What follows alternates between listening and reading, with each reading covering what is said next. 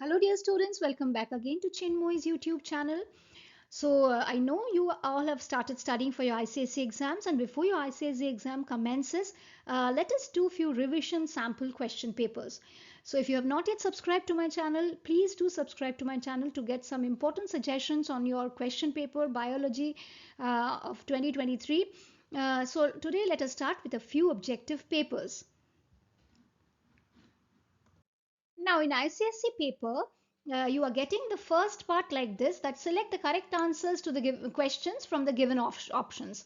So each and everything will have 4 options. As you all know, you have gone through several tests before this. So the first question is, a muscular wall is present in what? Capillary, arterial, veneal or vein. So as per this answer, we will go with the capillary.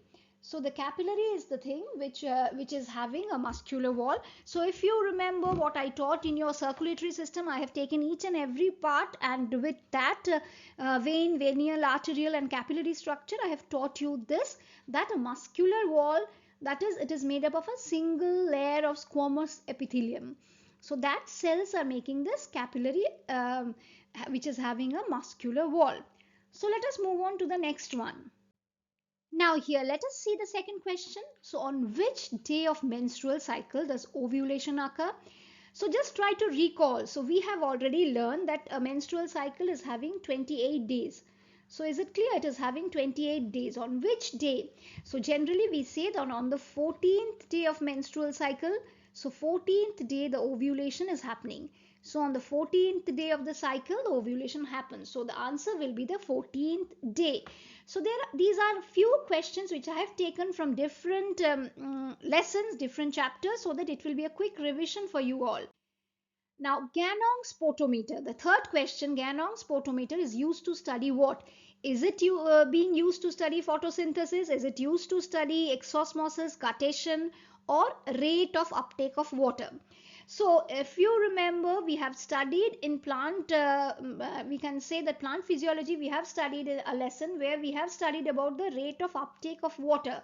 So this rate of uptake of water is done by Ganong's potometer in the laboratory. It is actually a thing which is done in the laboratory. So this one is used in laboratory for the rate of uptake of water to measure that or to study that. Now, this is a very easy question. Cretinism and myxedema are due to what? So, students, you all know, as you have all studied the endocrine system, the hormones, you all know it is caused by the hyposecretion of thyroxine. Now, if you see the options, you will be quite confused. Hypersecretion of thyroxine, hypersecretion of growth hormone, hyposecretion of thyroxine, or hyposecretion of growth hormone. But you have to be very specific when you are answering. It is the hyposecretion of thyroxine. So what is it? It is the hyposecretion of thyroxine. So this is the correct option. So is it clear? If you are not yet clear, again you go to the video where I have taught you myxedema, cretinism and all. I have already taught you that in a different video where I have taught you the hypo and hypersecretion of thyroid hormone or thyroxine. So just go through it once and revise it. Now it is a very easy question. What the mineral element present in hemoglobin is what? So we all know that hemoglobin, as the name suggests, the heme part is the iron part. So this is the iron part. So it is obviously the iron element which is present in hemoglobin. Now next is the circular opening in the center of the iris is what? Is it the lens? Is it the cornea? Is it the sclera or the pupil? So the correct answer will be, children, what is it? It is the pupil. I have taught you in the structure of eye, sense organs, where I have taught you. If you have not gone through that sense organ video, please go through it. So that is the pupil. So the pupil is the circular opening in the center of the iris. Now, seventh one, the number of cranial nerves in humans are how many? 12, 31 pairs, 31 or 12 pairs. So here we will be putting stress in the nervous system. So nervous system, we know that there are 12 pairs of cranial nerves. Now here I have tried to take each and every question from different lessons. So though I have not yet covered all the lessons, in the next part I will be covering all the lessons with other type of questions. So let us see what is there in the next one. Now the eighth one, pericardium covers the what? Is it the brain? Is it the spinal cord? Is it the eyeball or the heart? So it's a very basic question which you have been studying from your childhood only. So it is the heart. Now here in the ninth question, we know that here it has come the blood vessels that carry oxygenated blood is. Now if you go to circulation part, if you think and recall, you can recall that is it pulmonary artery, renal vein, pulmonary vein or hepatic vein? No. The answer what it will be? It will be the pulmonary vein. So pulmonary artery, it is carrying the, we are telling the oxygenated blood. So the pulmonary artery, what is it doing? It is carrying the deoxygenated blood. So it is carrying the deoxygenated blood, and it is carrying the deoxygenated blood from the right ventricle to the lungs. Okay, and this pulmonary vein, what is it doing? It is carrying the oxygenated blood from the lungs to the atrium. So it is carrying the deoxygenated blood from the lungs to the atrium. So it is carrying it from the lungs to the left atrium. So is it clear? So I think you can recall. So pulmonary vein is the blood vessel which is carrying the oxygenated blood from the lungs and to the left atrium. So this will be the answer, the pulmonary vein. So please, if you have forgotten these lessons, go through them once, go through my videos also where I have with diagrams. I have explained that what is it carrying and what are the, what we can say, what are the specialities of pulmonary artery, pulmonary vein and all, so that you can get, you can be clear about this. Now the 10th question is the number of chromosomes in human skin cell. So in human cell itself, we know that there are 23 pairs of chromosomes. So it will be 46. The correct answer will be 46. Whether it is skin cell or any other cell, it will be 46. So it will be, answer will be 46. So this is the answer. Now the next question is, now light dependent phase of photosynthesis in green leaves takes place in where?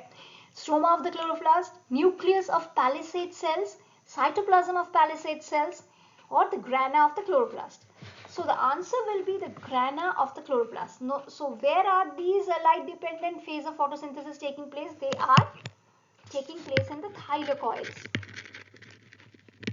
Okay, so these thylakoids are sac-like structures, we all know. These are sac-like structures in which there are green colored pigments or chlorophylls which are entrapping the energy. The solar energy from the sun is being entrapped in these thylakoids, and what they are doing in turn, they are breaking down the water molecule. So this is the light dependent phase of photosynthesis which is being taken place in the grana of the chloroplast. Now an example of biodegradable substance. This is very easy question. This is rather a question which a 5th standard student can also answer. So what is it? It is paper.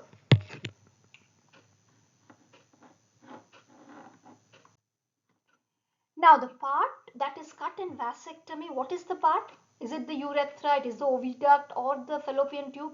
Now you know that oviduct and fallopian tube are parts of female reproductive system. But this term vasectomy, it is dealing with the male reproductive system. Urethra, again, it is not here. Now vas deferens is the one thing which goes with this option. This is the part which is cut in vasectomy. So what is done? It is actually cut into a small piece and it is removed and leaving a short gap. So it is cut into a small piece. So and it is actually, it is what we can say for description, we can say that a short gap is left in between. So there is a short gap in between.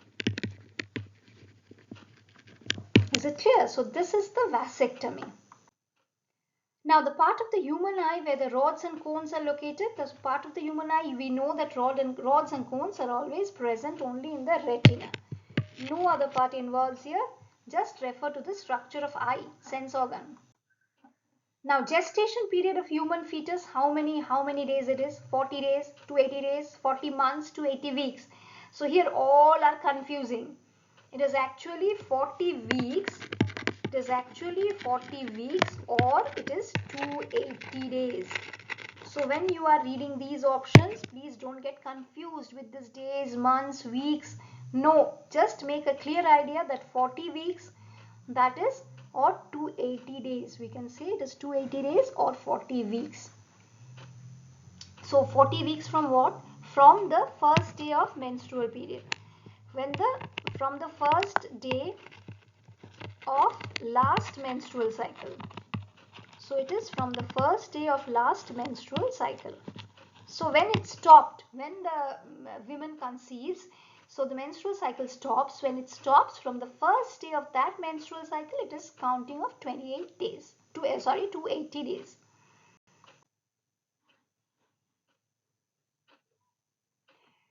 Now here the outermost covering of the brain is what? Arachnoid matter, pericardium, pia matter, dura matter. What is it? So the answer will be the dura matter. So dura matter is what? Dura matter we have studied when we have studied the structure of the brain. It is the tough layer, and this is a very tough layer. This tough layer, what is it doing? It is actually separating. It is a tissue which is separating the cranial cavity into small compartments. It is separating the cranial cavity into small compartments and protects the brain from damage or displacement. Protects the brain from displacement. So this is the description actually. This I am teaching because you should get it clear. So it is protecting the brain from displacement. Now cytokinins are predominantly present in where? Cytokinins, these are the plant hormones. They are present mainly in the meristematic tissue. They are not present in permanent tissue, endodermis, epidermis and all. They are present mainly in the meristematic tissue. Now next one. Marine fish, when placed in tap water, what happens? It is actually bursting because of diffusion, plasmolysis, endosmosis or exosmosis. No, it is endosmosis. Due to endosmosis, it will be bursting when you are placing it under the, it will be bursting when you are placing it under the marine fish. So it was in salt water. When you are placing it under the tap water, it is water which is not having salt. So it will burst open due to endosmosis.